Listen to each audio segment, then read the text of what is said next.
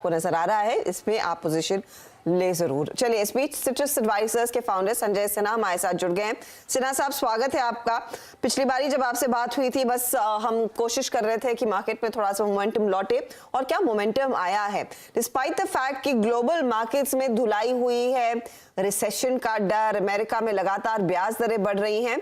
कल का सत्र वाकई में सराहनीय था और कन्विक्शन का एक जो तेजी वाला कॉल साफ मन में है रिटेल निवेशकों के, आप जैसे फंड मैनेजर्स के, वो दिखाई दिया। सवाल ये है कि यहां से अब आगे की चाल कितनी और मजबूत होती हुई दिखाई देगी, और बातचीत खूब होती है कि शायद हम ये दिवाली नए हाइस पर मनाएंगे, क्या उतनी संभावना है? तो देखिए, बाजार के जो दो मुख्य स्तंभ हैं, वो एक तो है लिक्विडिटी और दूसरी है वैल्यूएशंस। अगर आप लिक्विडिटी के कॉन्टेक्स्ट में आज बाजार की स्थिति को देखेंगे, तो जहां एफआईआईज ने इतनी रिलेंटलेस सेलिंग की थी, जहां उन्होंने 2 लाख करोड़ से ज्यादा की नेट नेगेटिव फिगर रिकॉर्ड किया था, पिछले महीने से उनका फिगर जो है वो पॉजिटिव होना शुरू हो गया। डोमेस्टिक सेंटिमेंट्स पहले से ही मजबूत था, डोमेस्टिक रिटेल फ्लो में थोड़ी भी कमी नहीं आई थी, तो वो जो एक सपोर्टिंग फैक्टर रहा बाजार में, उसके ऊपर आप कह सकते हैं कि एफआईआई की ट्रेंड रिवर्सल सोने पे सुहागा का काम कर गई। रही बात वैल्यूएशन की, तो जो पहले क्वार्टर के रिजल्ट्स गए, उसमें जितना हम लोगों के एक्सपेक्टेशंस कम थे, उसके कंपैरिजन में कंपनीज ने रीजनेबली अच्छे रिजल्ट दिए। और इस पूरे संदर्भ में सबसे रिफ्रेशिंग रहा फाइनेंशियल सेक्टर में और खासकर बैंक्स का रिजल्ट्स। तो उसके कारण जो निफ्टी की जो ईपीएस है, वो अब जितना एक्सपेक्ट किया जा रहा था कि FY 23 में उसमें कटौती की जाएगी, उतनी कटौती नहीं हो रही है।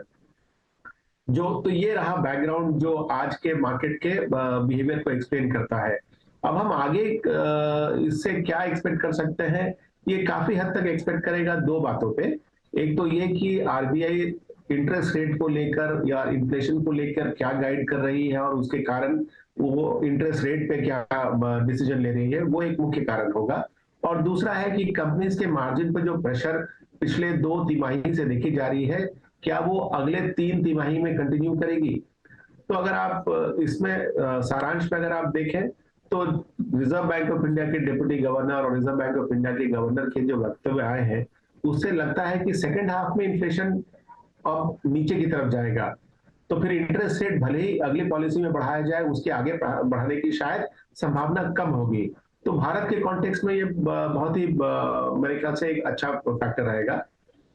रही बात कंपनीज की मार्जिन के बारे में, अगर आउटलुक देखें, तो जिस तरह की कमेंट्री आ रही है, जिस तरह की कमोडिटीज के प्राइसेस में सॉफ्टनिंग देखी जा रही है, जिस तरह से क्रूड के प्राइस में गिरावट हुई है, तो हम एक्सपेक्ट कर सकते हैं कि सेकेंड हाफ में जो कंपनीज की मार्जिन है, वो भी अब पहले से ज्यादा अच्छी हो सकती है।